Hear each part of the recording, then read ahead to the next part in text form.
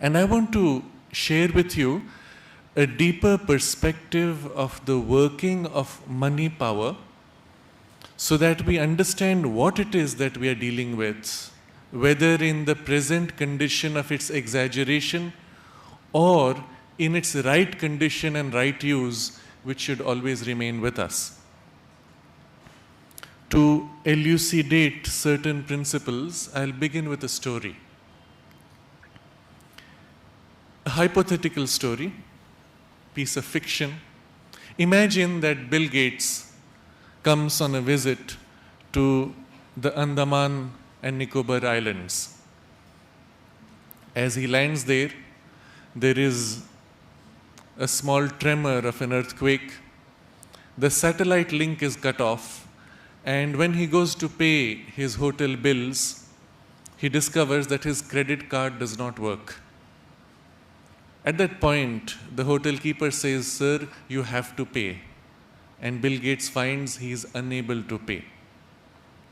I ask you this question now: what has happened to this almost richest man in the world? Where is his wealth at that time? You'll say, well, the money is still there in the banks, but the connection to the money has been cut off. Let's take the story a little further. Around the same time, the newly released version of Windows crashes. And all the banks which held his money find their computers with zero. And although the link is re-established through the satellites, his account, when he swipes his card, his account shows zero. What has happened to this richest man? Where did his wealth go? You may say, well, it was just a question of zeros and ones inside a computer, but he still owns his empire. And so he can pay by credit. He can say, I will go back and send you in some form some wealth. But let's consider a hypothetical scene where the hotel keeper says, you must leave. Bill Gates goes hiking deep into the forest, and at that point comes on the way to a panwala shop and says, on the edge of the forest, not yet gone in, and says, can I have some water? He pulls out his credit card. The panwala says, that's a piece of plastic. Give me real money, hard cash. Bill Gates pulls out a 10 rupee note, gets his water. But as he goes deeper into the forest, he comes to a point where there is no panwala shop, there are no roads, and he's surrounded by one of the old indigenous tribes. And he asks to meet the chief of the tribe. The chief, in their discussion, asks for something to be paid, and Bill Gates pulls out his 100 rupee note, and the chief says, that's a piece of paper. I only take hard cash. So Bill Gates asks, what is hard cash? The chief digs into his bag and pulls out 100 seashells. That's hard cash, he says. That's the value system for money. Bill Gates says, I'm sorry, I have nothing. The rich man suddenly is the poorest, and he has no access to any wealth. But our story goes a little further. In vain, he tries to give different objects, it doesn't work. Finally, he gives up and tells the chief, you are a great chief of this tribe. I come to you as a guest, and I ask for your refuge. The chief says, by the most ancient traditions of India, I accept you as an aspect of God, and here you will be given all the luxuries that we can offer you. And Bill is lavished with all the luxuries. At that point, he has the most caring, loving people surrounding him, giving him the best of objects, and he has to pay nothing. At this point, isn't he the world's richest man truly? The story has many different elements, and they are all meant to highlight the fact that money itself is not real wealth. whether it's a piece of plastic, whether it is the rupee note or coin or the seashell as your token of currency, the currency is not the wealth or money. The currency is a token. And the real wealth can often come in a form which is invisible, currency-less. In fact, if you look at a typical rupee note, 100 or 500 or whatever the currency, it says on this piece of paper, I promise to pay the bearer the sum of 500 rupees, signed Governor of the Reserve Bank of India. It says here, guaranteed by the central government. What does this mean? This piece of paper is not money. It's a token of money. It's not wealth. If you really want 500 rupees, you should give this paper back to the Governor of the Reserve Bank of India and he will give you the real 500. This is an IOU. It's a piece of paper, a promissory note that says you will be given 500 if you go to the Reserve Bank. But most of us don't. We exchange IOUs, we exchange pieces of paper representing the money held there. What if the Reserve Bank doesn't have money? What if they are bankrupt? So it says here, guaranteed by the government of India. That's an additional promise over the promise to give you the maximum sense of security that you will get what you want. Suppose we go to the Governor of Reserve Bank and say, I want my 500 rupees. What will he give you? Seashells?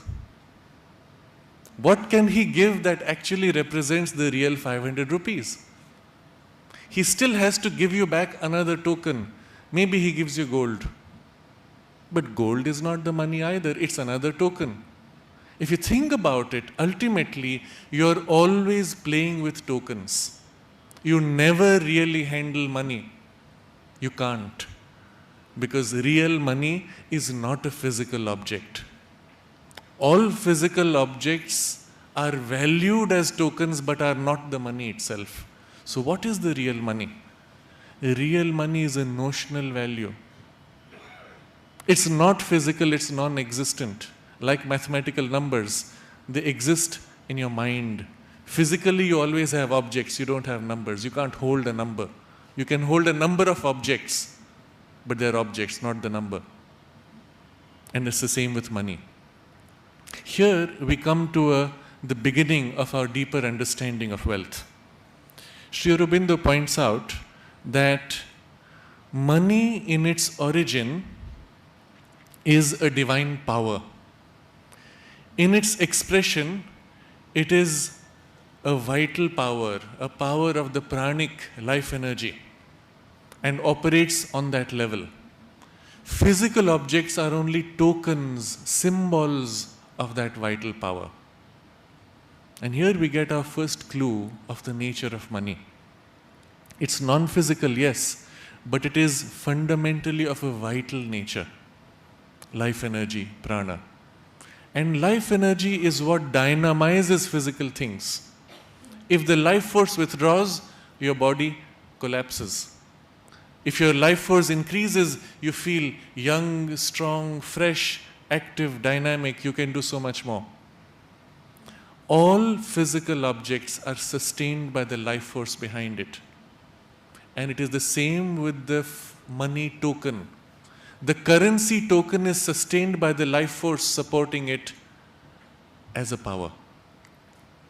Now, this life force, real money, can be seen. As you know, there are people who are able to see life force. They see the aura around you, they see other things. If you were able to see money power as an actual power, it has a certain color. Goldenish red, golden reddish in tint, and it can flow. It can flow from one place to another like life energy. When somebody heals you with pranic healing, Reiki, or any of the other methods, he's transferring life force from himself into you. That's what boosts your life energy and your body heals itself. So just as life force can transfer from one body to another, the life force can accumulate in a place when you go near the beach, on the top of the mountain, you feel fresh and rejuvenated because there's more life force there. In the same way, money power also flows, and it can flow from one location to another. It can flow from one person to another.